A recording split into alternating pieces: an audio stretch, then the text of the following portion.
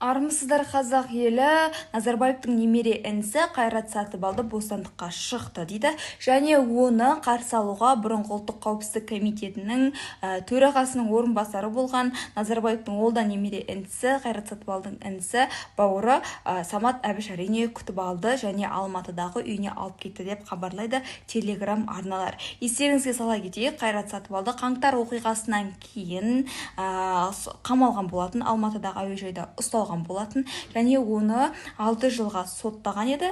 Бірақ көріп отырсыздар, міне 2 жылға жетер-жетпес уақытта оны ананы сылтауратты, мынаны сылтауратты түрме жазасынан шартты жазаға ауыстырып бостандыққа шығарды. Және Қайрат Сатыбалды осы 2 жылға жуық уақыттың ішінде мемлекеттің тарапына 1,6 миллиард долларды қайтарды деп мәлімдеді құзырлы органдар.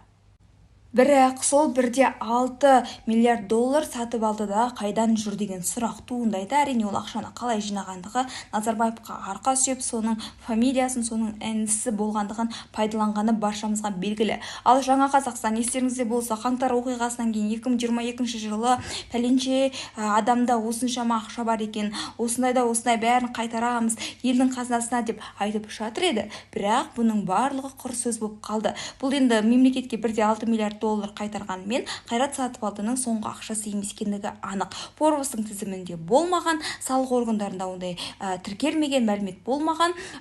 Тіпті қудаламақ түгілі, олардың ақшасын қайтармақ түгілі Тоқаевтың өзі бұрынғымен өмір сүрмек, бұрынғыларды қудалауды тоқтатайық деп жатыр. Яғни Назарбаевтарға кешірім бергендігі көрініп тұр бірден.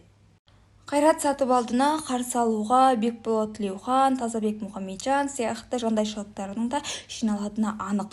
Олардың өздері де жай адам емес, өте бай, Қазақстандағы бай шенеуніктердің бірі. Оларды қоя тұрғанда Назарбаевтардың өздері де әлем бойынша ең бай адамдардың қатарында екендігі анық. Олардың барлығы қосылса ең бай әулет екендігі сөзсіз. Олар болашақта саясатқа қайта оралмасына еш кепілдік жоқ. Оның үстіне сол Назарбаев құрған жүйе мызғымастай болып тұр. Фамилиялар ауысты, бірақ жүйе, институттары бәрі қаз қалпында сақтаулы. Сол Сатыбалдының өзінде қанша қолдаушы бар? Алматыны шайқалтқан солар емес пе деген сұрақ көп қойылды қаңтардан кейін. Ертең бұлар қайта атқа мінбесіне кепілдік бар ма? Оны ешкім де бере алмайды, кепілдік. Сондықтан Назарбаевты кетті демеңіз. Оның қашан айналып келетіндігін ешкім білмейді. Алайда билікке келем десе, оның мүмкіндігі де, ықпалы да зор екендігін анық айта аламыз.